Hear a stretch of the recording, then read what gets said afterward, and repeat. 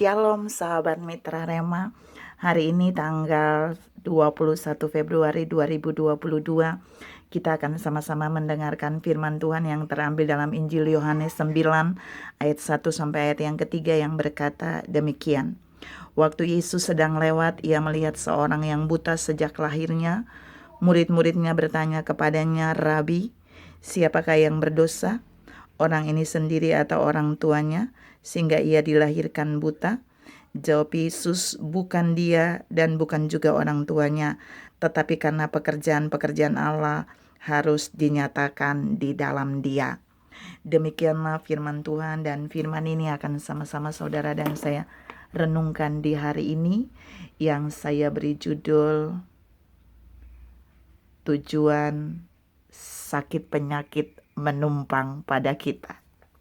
Saudara yang saya kasihi dalam Tuhan Yesus Kristus, saya sengaja memberikan tema tentang sakit penyakit yang menumpang.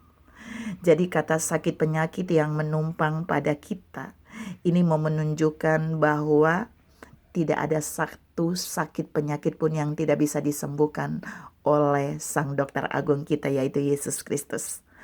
Tapi ada alasan kenapa sakit penyakit itu mau menumpang pada diri saudara dan saya, pada diri anak-anak Tuhan. Kita mau lihat dari pembacaan kita tadi, kita menemukan ada 3 alasan sakit penyakit itu menumpang kepada seseorang. Yang pertama, dari pertanyaan para murid itu berarti mereka tahu bahwa yang pertama, seringkali sakit penyakit itu menyerang kita, sakit penyakit itu menyerang saudara dan saya, sakit penyakit itu datang menumpang kepada kita hanya karena kita yang mengundangnya.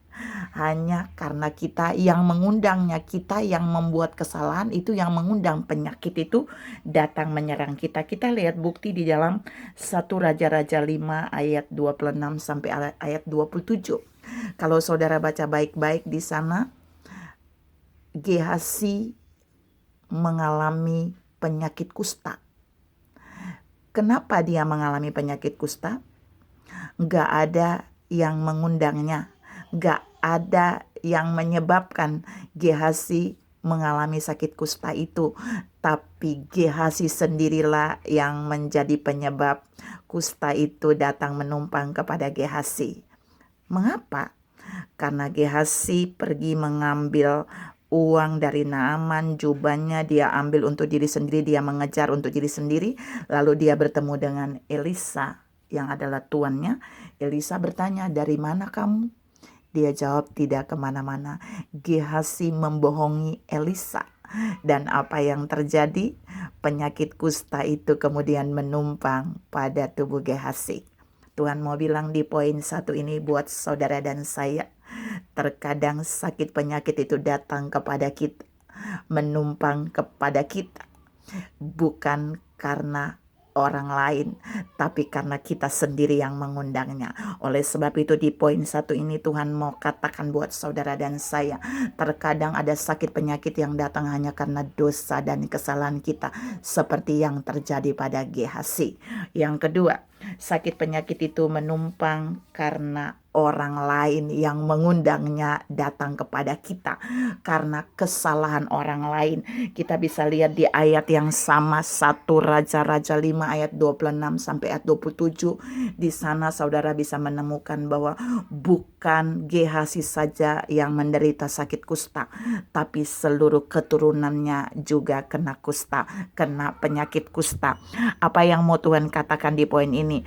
Ternyata keturunan Gehazi tidak mengundang penyakit kusta itu.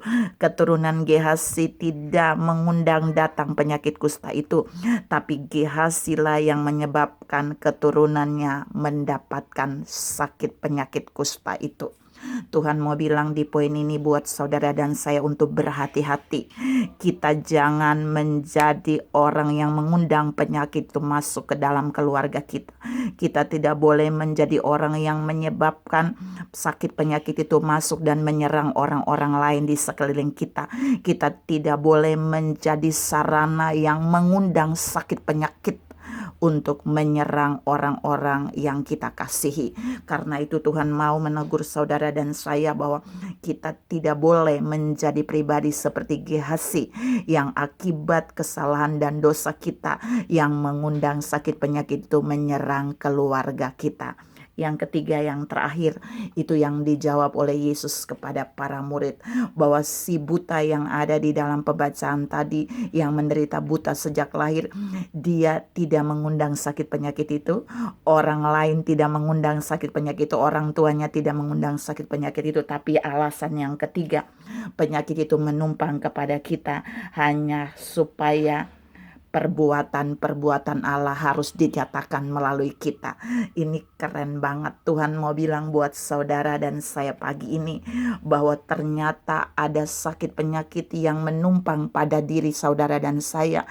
Itu bukan karena kita mengundang, itu bukan karena kesalahan kita, itu bukan karena orang lain mengundang untuk kita, itu bukan karena kesalahan orang kepada kita, lalu penyakit itu menyerang kita, tetapi karena alasan yang ketiga, supaya pekerjaan Allah mau dinyatakan melalui saudara dan saya. Pesan ini mau meneguhkan saudara yang mendengar renungan ini. Ada banyak saudara yang mungkin hari ini sedang menderita sakit penyakit. Saudara sedang berbaring di tempat tidur. Saudara sedang mengalami isolasi mandiri. Saudara benar-benar sedang ditumpangi oleh sakit penyakit apa saja hari ini. Tapi Tuhan mau katakan bagi saudara dan saya melalui poin yang ketiga, bahwa Allah punya rencana supaya melalui keadaan ini Tuhan mau melakukan pekerjaan-pekerjaan yang besar melalui hidup saudara. Tuhan mau menyatakan mujizatnya melalui saudara. Tuhan mau menyatakan kemuliaannya di balik sakit penyakit yang saudara derita. Karena itu saudara tidak boleh takut.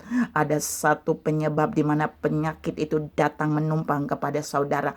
Karena Allah mau menyatakan perbuatan-perbuatan yang ajaib melalui kehidupan saudara. Seperti yang terjadi pada si buta dalam kisah cerita ini.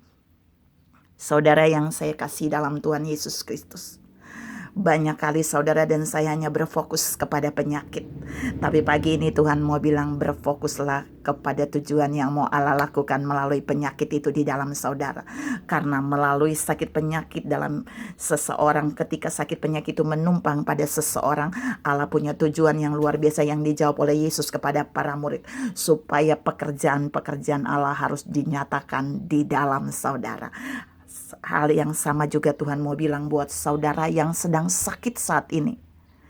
Tuhan mau saudara menangkap bahwa Dia mengizinkan itu supaya pekerjaan-pekerjaan Tuhan yang dahsyat akan terjadi melalui saudara dan melalui kondisi sakit penyakit saudara, dan kemudian Tuhan memulihkan saudara. Maka saudara akan menjadi alat kemuliaan Tuhan. Bukan saja saudara memuliakan Tuhan, tapi orang lain akan memuliakan Tuhan melalui kesembuhan yang Tuhan berikan bagi saudara. Tuhan memberkati saudara berlimpah. Salam mensyukuri setiap sakit penyakit yang menumpang dalam hidup kita, karena pekerjaan-pekerjaan Allah yang besar mau dinyatakan dalam hidup saudara dan saya. Amin.